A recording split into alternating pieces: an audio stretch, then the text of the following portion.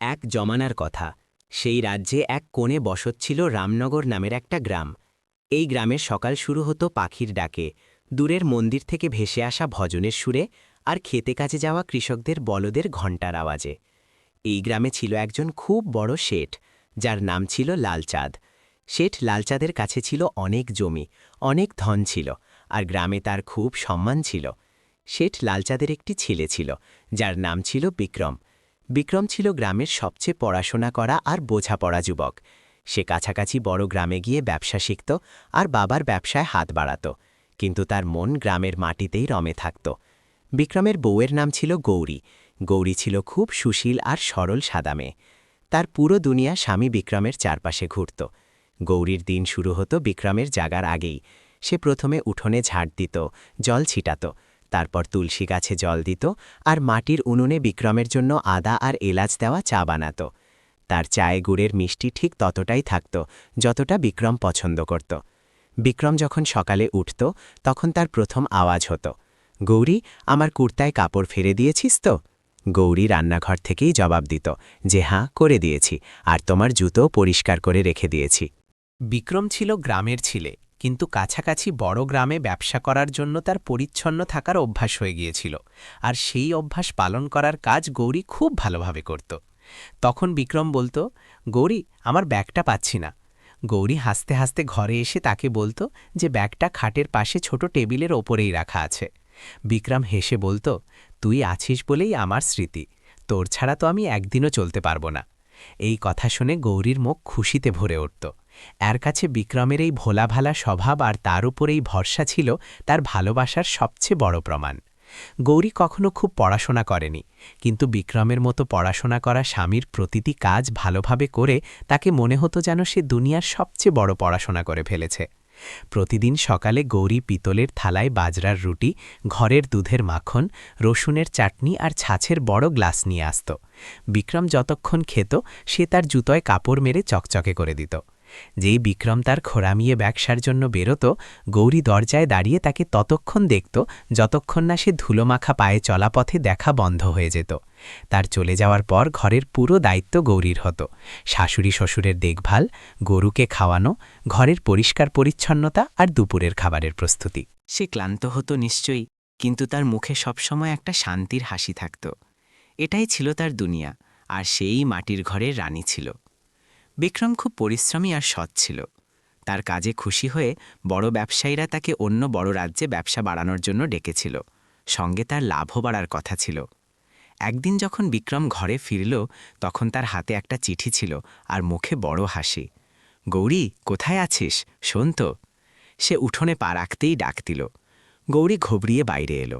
বিক্রমের হাতে চিঠি দেখে তার হৃদয় ধড়াস করে উঠল। কি হলো, সব ঠিক তো? বিক্রম বলল, ঠিকের চেয়েও বেশি গৌরী, আমাদের ভাগ্য চমকে উঠেছে। আমাকে বড় রাজ্য মায়াপুরীতে ব্যবসা বাড়ানোর সুযোগ দেওয়া হয়েছে। সেখানে আমার লাভ দ্বিগুণ হবে। এটা শুনে গৌরীর সঙ্গে উঠোনে বসে থাকা বিক্রমের বাবা লালচাঁদ আর মা শান্তিও চমকে উঠলেন। বড় রাজ্য? শান্তির মুখে চিন্তার রেখা দেখা দিল। কিন্তু আমরা নিজের গ্রাম, নিজের ঘর ছেড়ে কি করে যাব? বিক্রম বলল, না মা, আমরা সবাই যাচ্ছি না, শুধু আমি আর গৌরী যাব। সেখানে একটা বড় বাড়ি পাওয়া যাবে। বাবা আর তুমি এখানেই থাকো, আমরা ছুটিতে আসা যাওয়া করব।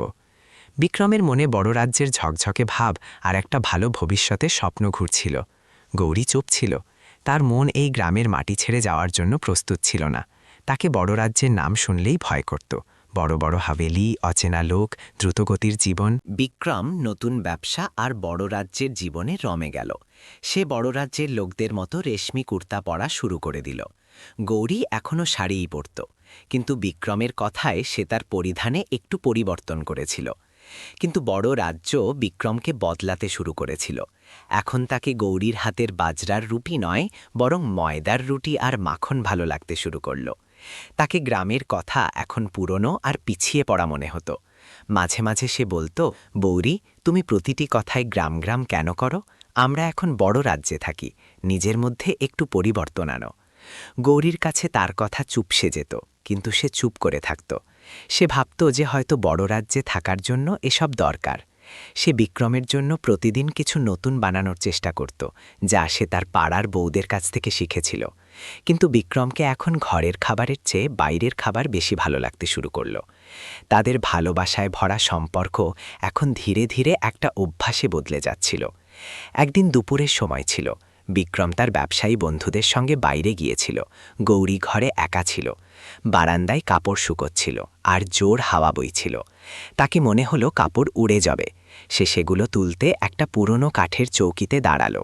চৌকিটা অনেক দিন ধরে বারান্দায় পড়ে পড়ে রোদ আর বৃষ্টিতে দুর্বল হয়ে গিয়েছিল। যেই গৌরী তার ওপর দাঁড়ালো, তার একটা পা ভেঙে গেল। ভারসাম্য নষ্ট হয়ে গেল আর গৌরী মাটিতে পড়ে গেল। তার পুরো ওজন তার ডান হাতে পড়ল। একটা তীব্র ব্যথার ঝাপটা তার সারা শরীরে ছড়িয়ে পড়ল। সে ব্যথায় চিৎকার করে উঠল, কিন্তু তার আওয়াজ সেই বড় হাভেলির শব্দে ডুবে গেল। সে অনেকক্ষণ সেখানেই পড়ে কাতরাতে লাগল। যখন বিক্রম সন্ধ্যায় ঘরে ফিরল, তখন সে গৌরীকে মাটিতে পড়ে থাকতে দেখল। সে ঘাবড়ে গেল। সে তাকে তৎক্ষণাৎ কাছাকাছি একজন বড় বৈদ্যের কাছে নিয়ে গেল। বৈদ্য দেখে বলল যে এর হাতের হাড় ভেঙে গেছে, খুব গুরুতর। কম করে 3 মাস পট্টি বাঁধা থাকবে আর একে পুরোপুরি বিশ্রাম করতে হবে।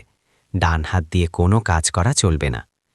পট্টি বেঁধে যখন তারা ঘরে ফিরল, তখন মাটির মহকের দেওয়ালে এক অদ্ভুত নীরবতা ছড়িয়ে পড়েছিল। গৌরী তার নিষ্ক্রিয় হয়ে যাওয়া হাতের দিকে তাকিয়েছিল, আর বিক্রম আসন্ন সমস্যার চিন্তায় ডুবেছিল। পরের সকালে বিক্রমের জন্য একটা বড় সমস্যা হয়ে দাঁড়াল। তাকে নিজেকেই চা বানাতে হলো। সে যেমন তেমন চা বানালো, কিন্তু তাতে না স্বাদ ছিল না গন্ধ। ঘরে খাওয়ার কিছু ছিল না। সে খিচুড়ি বানানোর চেষ্টা করল, কিন্তু সেটা হয় কাঁচা রয়ে গেল নয় পুড়ে গেল। ঘরে চারপাশে নোংরা ছড়িয়ে পড়তে লাগল, নোংরা বাসন জমতে লাগল, তার পরিষ্কার কাপড় পাওয়া যাচ্ছিল না। মাত্র 2 দিনের মধ্যে বিক্রম বিরক্ত হয়ে গেল। উফ, এ কি বিপদ, সে বলল। গৌরী, তুমি কত কাজ করতে, আমার দ্বারা এসব হচ্ছে না। আমি তো পাগল হয়ে যাব। গৌরী বিছানায় শুয়ে শুয়ে সব দেখছিল। তার স্বামীর অবস্থা দেখে তার মায়াও হচ্ছিল আর রাগও। সে অসহায় ছিল। এক রাতে খাওয়ার পর বিক্রম হার মেনে নিল। আমার বাসের নয় এসব, আমি কালই কাউকে কাজের লোক রেখে দেব। যতক্ষণ তোমার হাত ভালো না হয় ততক্ষণ সে ঘরের কাজ দেখবে। গৌরী কিছু বলতে চাইল, কিন্তু বিক্রম তার একটানা শুনল। আমি ঠিক করে ফেলেছি বাস। বিক্রম হাভেলির চৌকিদার রামদিনের সঙ্গে কথা বলল। রামদিন, কোনো ভালো কাজের মেয়ে থাকলে বলো, ঘরের সব কাজ করতে হবে। রামদিন মাথা চুলকোতে চুলকোতে বলল, সেঠজি, একটা মেয়ে আছে, নতুন এসেছে রাজ্যে, তার খুব কাজের দরকার, নাম চম্পা, কাল সকালে পাঠিয়ে দেব। বিক্রম কি জানত যে সে ঘরে একটা কাজের মেয়ে নয়, বরং একটা ঝড় ডেকে আনছে। পরের সকালে দরজায় টোকা পড়ল। বিক্রম দরজা খুলল। সামনে একটা মেয়ে দাঁড়িয়েছিল, যার বয়স 20-22 বছরের বেশি হবে না। তার পরনে ছিল একটা সাধারণ কিন্তু পরিষ্কার ঘাগরা চলি। তার রং গমের মতো, কিন্তু চেহারা খুব তীক্ষ্ণ ছিল। তার বড় বড় কালো চোখে এক অদ্ভুত নির্দোষতা আর দুঃখের ভাব ছিল, যা দেখলে যে কারোর মন গলে যায়। জি, আমি চম্পা, রামদিন কাকা পাঠিয়েছে। তার আওয়াজ ছিল মধুর মতো মিষ্টি। হ্যাঁ, ভেতরে এসো, বিক্রম তাকে রাস্তা দিয়ে বলল। সে এক মুহূর্তের জন্য তার সৌন্দর্যে হারিয়ে গিয়েছিল। চম্পা ভেতরে এলো আর গৌরীর ঘরে ইতস্তত করে দাঁড়িয়ে পড়ল। সে 2 হাত জোর করে নমস্তে করল। গৌরী বিছানায় শুয়ে তার পট্টি বাঁধা হাতের দিকে ইশারা করে বলল, দেখো চম্পা, আমার হাতে চোট লেগেছে। যতক্ষণ এটা ভালো না হয় ততক্ষণ তোমাকে ঘরের সব কাজ দেখতে হবে। খাওয়া বানানো, পরিষ্কার পরিচ্ছন্নতা, কাপড় ধোয়া, সব কিছু। জি মালকিন, আপনি একদম চিন্তা করবেন না, আমি সব সামলে নেব। চম্পা খুব বিনয়ের সঙ্গে বলল। তুমি এখানে কি করে এলে? গৌরী সহজভাবে জিজ্ঞেস করল। এটা শুনতেই চম্পার চোখে জল ভরে এলো। সে তার ওড়নার কোণ দিয়ে চোখ মুছল আর একটা দুঃখের গল্প বলতে শুরু করল। কি বলবো মালকিন, আমি কাছাকাছি একটা ছোট গ্রামের। আমার মা বাবা ছোটবেলাতেই চলে গিয়েছিলেন। কাকা কাকিমা আমাকে মানুষ করেছে, কিন্তু যেই আমি বড় হলাম তারা আমার উপর খুব অত্যাচার করতে শুরু করল। আমার কাকা মদ খায়, প্রতিদিন আমাকে মারধর করত আর আমার কামানো সব পয়সা কেড়ে নিত। আমি আর সহ্য করতে না পেরে সেখান থেকে পালিয়ে এসেছি। এখন এই বড় রাজ্যে আমার মাথার ওপর কোনো ছাদ নেই, শুধু কাজের খোঁজে ঘুরছি। তার গল্প শুনে গৌরীর হৃদয় ভরে এলো। তাকে নিজের ছায়া মনে হলো। একটা সরল গ্রামের মেয়ে যে বড় রাজ্যে একা। কাঁদিস না বেটি, তুই এখানে আরামে কাজ কর। আমরা তোকে নিজের মেয়ের মতো রাখব, তোকে কোনো কষ্ট হতে দেব না। বিক্রম যে এতক্ষণ চুপ করে দাঁড়িয়ে সব শুনছিল, পুরোপুরি গলে গিয়েছিল। সে মনে মনে ভাবতে লাগল, বেচারি কত দুঃখী, আর এত সুন্দর মেয়ের ভাগ্যে এত দুঃখ কেন লেখা আছে। সে এগিয়ে এসে বলল, কোনো কথা নেই চম্পা, হয়তো ভগবান তোমাকে আমাদের সাহায্যের জন্যই পাঠিয়েছে। তুই আজ থেকেই কাজ শুরু কর, আর থাকার চিন্তা করিস না। আমাদের হাবেলির পেছনে একটা ছোট ঘর আছে, তুই সেখানেই থাকতে পারিস। চম্পা কৃতজ্ঞতায় ভরা চোখে বিক্রমের দিকে তাকাল, যেন সে কোনো দেবতা। চম্পা একটা খুব দক্ষ আর পরিশ্রমী মেয়ে প্রমাণিত হল। কয়েকদিনের মধ্যেই সে ঘরের চেহারা বদলে দিল। মাটির মহকের প্রতিটি কোণ কাঁচের মতো চকচক করতে লাগল। সে এত সুস্বাদু খাবার বানাত যে বিক্রম আঙুল চেটে খেত। সে প্রায় গৌরীকে বলতো, মালকিন, আপনি বলে দিন মালিককে কি পছন্দ, আমি ঠিক তেমনই বানাব।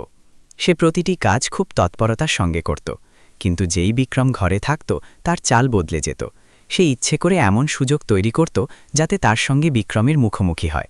কখনো সে ঝাড়ু দিতে দিতে বিক্রমের পায়ের কাছে চলে আসত, তো কখনো কিছু তুলতে গিয়ে এমন ঝুঁকত যে তার শাড়ির আঁচল মাটিতে পড়ে যেত। গৌরী যে এখন তার বেশিরভাগ সময় ঘরেই কাটাত, এসব থেকে অজ্ঞাত ছিল। সে তো খুশি ছিল যে বিক্রমকে সময়মতো ঘরের তৈরি ভালো খাবার মিলছে আর ঘর পরিষ্কার থাকছে। সে চম্পাকে নিজের ছোট বোনের মতো মানতে শুরু করেছিল। এক সকালে বিক্রম ব্যবসার জন্য তৈরি হচ্ছিল। তাকে তার আলমারিতে রুমাল পাওয়া যাচ্ছিল না। গৌরী, আমার রুমাল কোথায়? গৌরী কিছু জবাব দেওয়ার আগেই চম্পা ঘরে ঢুকল। মালিক, আপনার রুমাল আমি ধুয়ে আলমারির ওপরের খোপে রেখে দিয়েছি। সে তৎক্ষণাৎ আলমারি খুলে একটা পরিষ্কার রুমাল বের করে বিক্রমের দিকে বাড়িয়ে দিল। ওয়াহ চম্পা, তুমি তো খুব সালিকেদার, বিক্রম প্রভাবিত হয়ে বলল। ধন্যবাদ মালিক, আপনার কুর্তার বোতাম ছেঁড়া আছে, চম্পা ধীরে বলল। ও, গৌরী তো নিজের হাতে করতে পারবে না, তুমি লাগিয়ে দেবে? বিক্রম অগোছালোভাবে জিজ্ঞেস করল, যেন এটা খুব সাধারণ কথা। জি মালিক, বলে চম্পা তার খুব কাছে চলে এলো। যেই সে বোতাম লাগাতে হাত বাড়ালো, তার আঙুলের নরম স্পর্শ আর তার শ্বাসের গন্ধ বিক্রমের শরীরে একটা শিহরণ ছড়িয়ে দিল। বিক্রম তার ঝুঁকে পড়া পাপড়ি আর নির্দোষ মুখের দিকে তাকাল। এক মুহূর্তের জন্য সময় যেন থেমে গেল। তখনই গৌরী ঘর থেকে ডাক দিল, বিক্রম, দেরি হয়ে যাবে। দুজনেই চমকে পিছিয়ে গেল। হয়ে গেল মালিক, চম্পা বলল, আর লজ্জা পেয়ে ঘর থেকে বেরিয়ে গেল। কিন্তু সেই এক মুহূর্ত বিক্রমের মনে চিরকালের জন্য বন্দী হয়ে গেল। সেদিন ব্যবসায় তার কোনো কাজে মন বসল না। সে বারবার চম্পার সেই স্পর্শ আর তার নির্দোষ মুখের কথা ভাবতে লাগল। তার ভেতরে একটা অজানা অনুভূতি জন্ম নিচ্ছিল, যা সে বুঝতে পারছিল না। দিন সপ্তাহে আর সপ্তাহ মাসে বদলে যেতে লাগল। বিক্রমের আচরণ ধীরে ধীরে বদলাচ্ছিল। এখন সে ব্যবসা থেকে ঘরে ফিরে গৌরীর কাছে বসার বদলে সোজা রান্নাঘরে যেত, এটা দেখতে যে খাবারে কি হচ্ছে। চম্পা, আজ খাবারে কি বানিয়েছিস? চম্পা, আমার জন্য 1 কাপ চা বানা। চম্পা, আমার জুতো পরিষ্কার করে দে। এখন ঘরের প্রতিটি ছোট বড় প্রয়োজনে সে গৌরীর বদলে চম্পাকে ডাকত।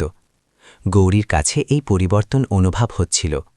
শুরুতে সে ভেবেছিল যে তার হাতে চোট আছে, তাই বিক্রম চম্পাকে ডাকছে, কিন্তু ধীরে ধীরে তার বোঝা গেল যে অন্য কিছু। একদিন বিক্রমের ব্যবসায় খুব লাভ হয়েছিল। সে ঘরে ফিরল, তখন তার হাতে মিষ্টির ডিব্বা ছিল। চম্পা, চম্পা, কোথায় আছিস? চম্পা দৌড়ে এলো। জি মালিক, আজ আমার ব্যবসায় খুব লাভ হয়েছে। সবার আগে এই খুশির খবর আমি তোকে দিচ্ছি, এই নে, মুখ মিষ্টি কর। বিক্রম মিষ্টির ডিব্বা তার দিকে বাড়িয়ে দিল। সে ভুলে গিয়েছিল যে ঘরে তার বউও আছে, যে মাসের পর মাস তার ব্যবসার সাফল্যের জন্য দোয়া করছিল। গৌরীর হৃদয় কাচের মতো ভেঙে গেল। সে বিছানায় শুয়ে শুয়েই বলল, আমারটাও শুনে নিতে পারতে। বিক্রমের নিজের ভুলের বোধ হল। আরে গৌরী, আমি তো ভুলেই গিয়েছিলাম, এই নে, তুমিও খাও। সে উদাসীনভাবে ডিব্বা তার দিকে বাড়িয়ে দিল। সেই রাতে গৌরীর ঘুম হল না। তাকে নিজের শাশুড়ির শান্তির কথা মনে পড়ছিল। বড় রাজ্যের হাওয়া খুব খারাপ হয়। তাকে মনে হচ্ছিল যে সেই হাওয়া এখন তার ঘরেও ঢুকে পড়েছে। এক সন্ধ্যায় বিক্রমের কিছু ব্যবসায়ী বন্ধু আর তাদের পরিবার খাওয়ার জন্য আসছিল। গৌরীর হাত এখন একটু ভালো ছিল, আর পট্টিও হালকা হয়ে গিয়েছিল। সে ভাবল যে সে নিজে কিছু বিশেষ বানাবে। সে চম্পাকে নির্দেশ দিল, চম্পা, আজ মেহমান আসছে, তুমি সবজি কেটে ছাড়িয়ে দাও, আমি পনিরের সবজি আর হালুয়া বানাবো। কিন্তু মালকিন, আপনার হাতে ব্যথা হবে, আপনি ছেড়ে দিন, আমি সব বানিয়ে নেব। চম্পা খুব চিন্তা নেখিয়ে বলল, না, আজ আমি নিজে বানাবো। অনেক দিন হয়ে গেছে নিজের হাতে কিছু বানানো। সন্ধ্যায় মেহমান এলো। গৌরী খুব পরিশ্রম আর ভালোবাসায় সব খাবার বানিয়েছিল। সবাই বসেছিল। বিক্রম খাবার পরিবেশন শুরু করল। একজন ব্যবসায়ী পনিরের সবজি খেতেই বলল, বাহ বিক্রম, সবজিটা তো খুব সুস্বাদু হয়েছে। তোমার কাজের মেয়েটা তো খুব ভালো খাবার বানায়। বিক্রম না ভেবে চিনতে জবাব দিল, হ্যাঁ, চম্পার হাতে জাদু আছে। গৌরীর হাতে এখন সেই আগের স্বাদ আর নেই। এটা শুনে গৌরীর হাত থেকে জলের গ্লাস পড়তে পড়তে বেঁচে গেল। মেহমানদের সামনে তার স্বামী তার আর তার ভালোবাসার এত বড় অপমান করল। তার চোখে জল এসে গেল, যা সে বড় কষ্টে পাপড়ির পেছনে লুকিয়ে রাখল। মেহমান চলে গেলে গৌরী নিজেকে আর ধরে রাখতে পারল না। এটা কি বলে ফেললে সবার সামনে? সে কাঁদতে কাঁদতে জিজ্ঞেস করল, আমি কি বলে ফেলেছি? সত্যি তো বলেছি, যখন থেকে চম্পা এসেছে ঘরের খাবার ভালো লাগছে। বিক্রম খুব অগোছালোভাবে বলল, সেই খাবার আমি বানাই বিক্রম, সেই পনিরের সবজি আমি বানিয়েছিলাম। গৌরীর আওয়াজে ব্যথা আর রাগ ছিল। বিক্রম এক মুহূর্তের জন্য চুপ হয়ে গেল, কিন্তু নিজের ভুল স্বীকার করার বদলে সে গোঁ ধরল। তো কি হয়েছে? বলে ফেলেছি তো বলে ফেলেছি, এখন কি এই কথায় আমার সঙ্গে লড়াই করবে? সে মুখ ফিরিয়ে ঘুমোতে চলে গেল। গৌরী সারা রাত বারান্দায় বসে কাঁদতে লাগল। আজ তাকে বোধ হল যে তার আর বিক্রমের মাঝে একটা খুব বড় খাদ তৈরি হয়ে গেছে, আর সেই খাদের নাম ছিল চম্পা। পরের দিন বিক্রম হয়তো নিজের ভুল শুধরানোর জন্য বা অন্য কোনো কারণে গৌরীকে বলল, গৌরী, এই চম্পা বেচারি সবসময় এক দুজোড়া কাপড়ে থাকে, ভালো লাগে না। তুমি তাকে তোমার কোনো পুরনো শাড়ি কেন দাও না? গৌরীর মন তো চায়নি, কিন্তু স্বামীর কথা রাখতে সে রাজি হল। ঠিক আছে, দেব। সিন্ধুকে কিছু পুরনো শাড়ি রাখা আছে। সে সিন্দুক খুলল। তাতে তার বিয়ের কিছু শাড়িও ছিল। একটা শাড়িতে তার চোখ আটকে গেল। একটা অত্যন্ত সুন্দরী লাল রঙের বেনারসি শাড়ি, যা বিক্রম তাকে প্রথম কারবা চৌথে দিয়েছিল। সেই শাড়িটা তার খুব প্রিয় ছিল। সে সেটা একপাশে রেখে অন্য কিছু সাধারণ শাড়ি বের করে জাম্পাকে দিয়ে দিল। দুদিন পর রাজ্যের একজন বড় শেঠের বাড়িতে উৎসব ছিল। বিক্রমকে তার বউয়ের সঙ্গে যেতে হতো। গৌরীর পট্টি এখন কেটে গিয়েছিল, যদিও হাতে এখনও দুর্বলতা ছিল। সে ভাবল যে সে আজ সেই লাল বেনারসি শাড়িটাই পরবে, আর বিক্রমকে দেখাবে যে সে আজও ততটাই সুন্দর। যখন সে তৈরি হয়ে ঘর থেকে বাইরে বেরোল, তখন সে বিক্রমকে কারো সঙ্গে কথা বলতে শুনল। হ্যাঁ, এইমাত্র বেরোচ্ছি, তুমি তৈরি হয়েছ? আরে ওয়াহ, লাল রং তোমার উপর খুব মানাবে। ঠিক আছে, আমি বাইরে পালকিতে বসে আছি, তুমি পেছনের দরজা দিয়ে চলে এসো। গৌরীর কিছুই বোঝা গেল না। সে যখন বাইরে পৌঁছল, তখন বিক্রম চলে গিয়েছিল। সে ভাবল হয়তো কোনো জরুরি কাজ এসে গেছে, সে পরে এসে তাকে নিয়ে যাবে। সে অপেক্ষা করতে লাগল। 1 ঘণ্টা কেটে গেল, 2 ঘণ্টা কেটে গেল, বিক্রম এলো না। গৌরীর হৃদয় কোনো অঘটনের আশঙ্কায় কাঁপছিল। গভীর রাতে দরজায় টোকা পড়ল। গৌরী দৌড়ে দরজা খুলল। সামনে বিক্রম দাঁড়িয়েছিল, নেশায় টলছে। তার কাপড়ে অন্য কোনো মহিলার আতরের গন্ধ ছিল, আর তার আগেই যে গৌরী কিছু জিজ্ঞেস করত, তার চোখ সিঁড়ির দিকে পড়ল। সেখানে চম্পা দাঁড়িয়েছিল, আর তার পরনে ছিল সেই লাল বেনারসি শাড়ি যা গৌরী নিজের জন্য বের করেছিল। গৌরীর পায়ের তলা থেকে মাটি সরে গেল। সে বুঝে গেল যে বিক্রম কার সঙ্গে কথা বলছিল। সে তাকে নয়, বরং চম্পাকে উৎসবে নিয়ে গিয়েছিল, তাকে বউ বানিয়ে। গৌরীর মুখ থেকে শুধু একটা শব্দ বেরোল, যাতে ব্যথা, প্রতারণা আর ঘৃণা সব ছিল। বিক্রম নেশায় হাসার চেষ্টা করল। আরে গৌরী, তুমি জেগে আছো? সেই সময় তো কোনো রকমে কথা হয়েই গেল। গৌরী একটা শব্দ না বলে নিজের ঘরে চলে গেল আর দরজা বন্ধ করে দিল। সেই দিন তার বিশ্বাস, তার ভালোবাসা, তার আত্মসম্মান সব কিছু ভেঙে ছড়িয়ে গেল। তাকে বোধ হল যে সে তার স্বামীকে চিরকালের জন্য হারিয়ে ফেলেছে। সেই রাতের পর গৌরী বিক্রমের সঙ্গে কথা বলা বন্ধ করে দিল। সে ঘরে একটা ছায়ার মতো থাকত, শুধু নিজের প্রয়োজনীয় দায়িত্ব পালন করত। বিক্রমও তার সঙ্গে কথা বলার কোনো চেষ্টা করল না। ঘরে এখন পুরোপুরি চম্পার রাজত্ব ছিল। সে এখন মালকিনের মতো থাকত, আর গৌরী কোনো চাকরানির মতো। বিক্রম আর চম্পার হাবভাব এখন আরও বেড়ে গিয়েছিল। তারা এখন লুকোনোর চেষ্টাও করত না। গৌরীর সামনেই হাসত, বলত, ইশারা করত। গৌরী সব দেখত আর রক্তের ঢোক গিলে থাকত। সে অনেকবার ভেবেছিল যে সে সব ছেড়ে ছুড়ে নিজের গ্রাম রামনগরে ফিরে যাবে। কিন্তু তখন তাকে তার মা বাবা আর সমাজের কথা মনে পড়ত। লোকে কি বলবে? সে তার মা বাবাকে কি মুখ দেখাবে, এই দ্বিধা এসে ঘুরতে থাকত। একদিন সাহস করে সে তার পুরনো বান্ধবী মীরাকে খবর পাঠাল, যে রামনগরেই থাকে। সে কাঁদতে কাঁদতে তাকে পুরো গল্প বলল। মীরা ছিল একটা বোঝাপড়া আর সলঝা মেয়ে। সে বলল, পাগলি, কাঁদিস না, তুই একা নোস। এই লড়াই তোকে লড়তে হবে নিজের সম্মানের জন্য। পালানো কোনো সমাধান নয়। তুই সেই মেয়ের আসল পরিচয় বের কর। সে কে, কোথা থেকে এসেছে? সে নিশ্চয়ই কোনো মিথ্যে গল্প বানিয়েছে। মীরার কথায় গৌরীকে একটু সাহস জুগিয়েছিল। সে ঠিক করল যে সে এত সহজে হার মানবে না। সে নিজের ঘর আর নিজের স্বামীকে কোনো প্রতারকের হাতে যেতে দেবে না। গৌরী এখন চম্পার উপর নজর রাখতে শুরু করল। সে একজন গোয়েন্দার মতো তার প্রতিটি হাবভাবে মনোযোগ দিত। সে দেখল যে চম্পা প্রায়ই লুকিয়ে লুকিয়ে বাইরে যেত। সে বলত যে বাজারে যাচ্ছে, কিন্তু ঘণ্টার পর ঘণ্টা পর ফিরত। একদিন গৌরী তার পিছু নেওয়ার সিদ্ধান্ত নিল। চম্পা যখন হাবেলি থেকে বাইরে বেরোল, তখন গৌরীও দূর দূর থেকে তার পিছনে চলল। চম্পা বাজারে গেল না, বরং রাজ্যের অন্য প্রান্তে একটা পুরনো এলাকায় গেল।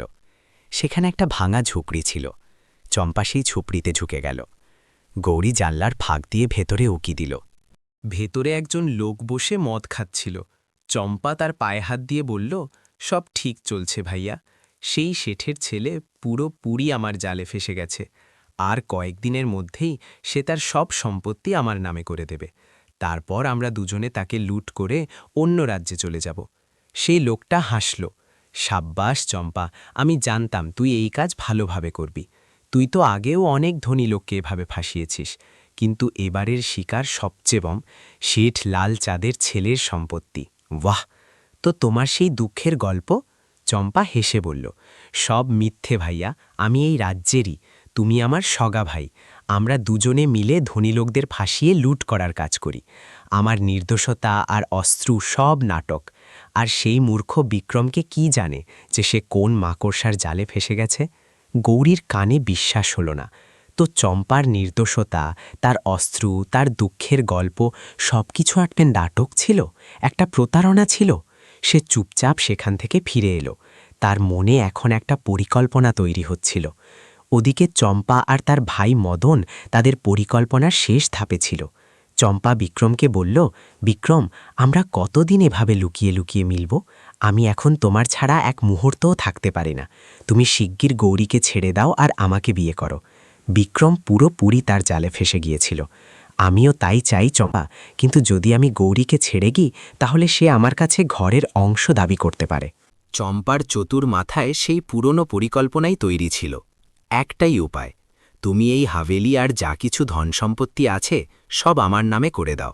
যখন তোমার নামে কিছু থাকবে না, তখন সে কোনো জিনিসের দাবি করতে পারবে না। আমরা দুজনে তখন নতুন জীবন শুরু করব। ভালোবাসায় অন্ধ হয়ে যাওয়া বিক্রমের কাছে এই কথা একদম সঠিক মনে হল। সে সম্পত্তির কাগজ তৈরি করার জন্য গ্রামের পণ্ডিতের সঙ্গে কথা বলে ফেলল। পরের দিন সে ঘরে এলো, তখন তার হাতে কিছু কাগজ ছিল। তার মুখ একদম সমান ছিল।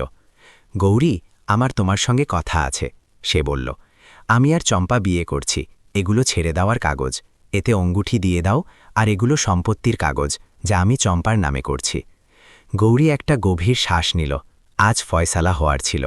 সে শান্তভাবে বলল, অঙ্গুঠি দেওয়ার আগে আমি আপনাকে কারো সঙ্গে মেলাতে চাই। ঠিক তখনই দরজায় টোকা পড়ল। বিক্রম দরজা খুলল। সামনে গ্রামের মুখিয়া আর কিছু বুড়ো দাঁড়িয়েছিল, আর তাদের সঙ্গে দাঁড়িয়েছিল মদন। বিক্রম কিছু বোঝার আগেই মুখিয়া ভেতরে এসে চম্পার হাত ধরে ফেলল। অনেক হয়েছে তোমার খেলা চম্পা, এখন চলো আমাদের সঙ্গে। চম্পার মুখ সাদা পড়ে গেল। এটা সব কি? আমি কিছু করিনি। গৌরী এগিয়ে এসে বলল, মুখিয়াজি রাজ্যের অন্য সেটদের কাছ থেকে খোঁজ নিয়েছেন। এই চম্পা আর তার ভাই মদন মিলে অনেক ধনী লোককে এভাবেই ফাঁসিয়েছে। এদের আসল নয় মিথ্যে দুঃখের গল্প শুনিয়ে লোকের ঘরে ঢোকা আর তারপর তাদের ধ্বংস করা। আমি নিজে এই দুজনকে কথা বলতে শুনেছি। বিক্রমের হাত থেকে কাগজ ছুটে মাটিতে পড়ে গেল। তার পায়ের তলা থেকে যেন মাটি সরে গেল। এটা সত্যি হতে পারে না, এটা মিথ্যে, সে চেঁচিয়ে উঠল। এটাই সত্যি শেঠের ছেলে, মুখিয়া বলল। যাকে আপনি নিজের ভালোবাসা ভেবেছিলেন, সে একটা চতুর ঠগ, আর আপনি তার পরবর্তী শিকার ছিলেন। গ্রামের বুড়োরা ওদের দুজনকে ধরে রাজ্যের বাইরে তাড়িয়ে দিল, আর সতর্ক করে দিল যে আবার দেখা গেলে ভালো হবে না। ঘরে শুধু বিক্রম আর গৌরী রয়ে গেল। বিক্রম হাঁটুতে ভর দিয়ে মাটিতে বসে পড়ল। সে বাচ্চাদের মতো ফোঁপাতে লাগল, গৌরী, গৌরী, আমাকে ক্ষমা করে দে। আমার থেকে খুব বড় ভুল হয়ে গেছে। আমি অন্ধ হয়ে গিয়েছিলাম। গৌরী তাকে তুলল না, সে শুধু তাকে দেখতে লাগল। তার চোখে ঘৃণা নয়, বরং একটা গভীর উদাসীনতা ছিল। ক্ষমা চাওয়া থেকে কি হবে বিক্রম? সে অবশেষে বলল। যে বিশ্বাস আপনি ভেঙেছেন সেটা কি ফিরে আসতে পারে? যে সম্মান আপনি মাটিতে মিশিয়ে দিয়েছেন সেটা কি ফিরে পাওয়া যায়? আপনার কি মনে হয়েছিল যে আপনি গ্রামের একটা সরল মেয়েকে বড় রাজ্যে এনে তার সঙ্গে যা খুশি করবেন আর সে চুপচাপ সহ্য করবে? যে মাটি থেকে আমি এসেছি সেটা আমাকে সহ্য করতেও শিখিয়েছে আর লড়তেও। সে আরও বলল, এই বড় রাজ্য, এর ঝকঝকে ভাব আপনাকে মোবারক। আমি ফিরে যাচ্ছি আমার গ্রামে, আমার শিখরের কাছে, যেখানে আজও সম্পর্কের মূল্য আছে। পরের দিনই গৌরী নিজের জিনিস গুছিয়ে নিয়ে চিরকালের জন্য মাটির মহক ছেড়ে চলে গেল। বিক্রম তাকে আটকানোর খুব চেষ্টা করল, অনেক মিনতি করল, কিন্তু গৌরী মানল না। রামনগর পৌঁছে যখন সে তার শাশুড়ি শ্বশুরকে পুরো কথা বলল, তখন তারা হতবাক হয়ে গেল, কিন্তু তারা তাদের বউকে পুরো সমর্থন দিল। কয়েক মাস কেটে গেল। বিক্রম বড় রাজ্যে একা রয়ে গেল। তাকে নিজের ফুলের তীব্র অনুভূতি হচ্ছিল। তাকে বোঝা গেল যে সে হীরের মতো বউকে কাচের একটা টুকরোর জন্য হারিয়ে ফেলেছে। একদিন সে সব ছেড়ে ছড়ে রামনগরে ফিরে এলো। সে সোজা নিজের ঘরে গেল আর গৌরীর পায়ে পড়ে গেল। আমাকে ক্ষমা করে দে গৌরী, আমি জানি আমি ক্ষমার যোগ্য নই, কিন্তু আমাকে শুধু একটা সুযোগ দে, আমি তোকে আবার জিতে দেখাবো। গৌরীর হৃদয় এখনও আহত ছিল, কিন্তু সে বিক্রমের চোখে সত্যিকারের অনুতাপ দেখল। সে তার শাশুড়ি শ্বশুরের দিকে তাকালো, যারা তাকে সিদ্ধান্ত নেওয়ার পুরো স্বাধীনতা দিয়েছিল। সে বিক্রমকে বলল, ক্ষমা শব্দে নয়, কাজে প্রমাণ হয়। আপনাকে আমার বিশ্বাস আবার জিততে হবে। সেই দিনের পর বিক্রম বদলে গেল। সে বড় রাজ্যের ব্যবসা ছেড়ে দিল আর গ্রামেই খেতি খামার শুরু করল। সে আবার সেই পুরনো ভোলা আর পরিশ্রমী বিক্রম হয়ে গেল, যাকে গৌরী কখনো ভালোবেসেছিল। সে গৌরীর প্রতিটি কাজে হাত বাড়াত, তার প্রতিটি ছোট বড় কথার খেয়াল রাখত। গৌরীও নিজের জীবনকে একটা নতুন দিক দিল। সে গ্রামের মহিলাদের জড়ো করে সেলাই কাঁথার একটা ছোট কাজ শুরু করল। কয়েক সময়ের মধ্যেই তাদের কাজ এত বেড়ে গেল যে রাজ্য থেকে বড় বড় অর্ডার আসতে লাগল। গৌরী এখন শুধু একটা বউ নয়, বরং একটা স্বনির্ভর মহিলা হয়ে উঠেছিল। ধীরে ধীরে বিক্রম গৌরীর বিশ্বাস আবার জিতে নিল। তাদের সম্পর্ক আগের চেয়েও বেশি মজবুত ছিল, কারণ এখন এটা শুধু ভালোবাসায় নয়, বরং সম্মান আর সমানতায় ভিত্তি করেছিল। তাদের মাটির ঘর আবার খুশিতে ভরে উঠেছিল। শহরের মিথ্যে চকচকে ভাব পেছনে ছেড়ে এসেছিল, আর তারা তাদের শিকড়ে সত্যিকারের মাটির মহকে একটা নতুন সুখী জীবন যাপন করছিল। তো বন্ধুরা, এই গল্পটা কেমন লাগলো কমেন্টে অবশ্যই বলো।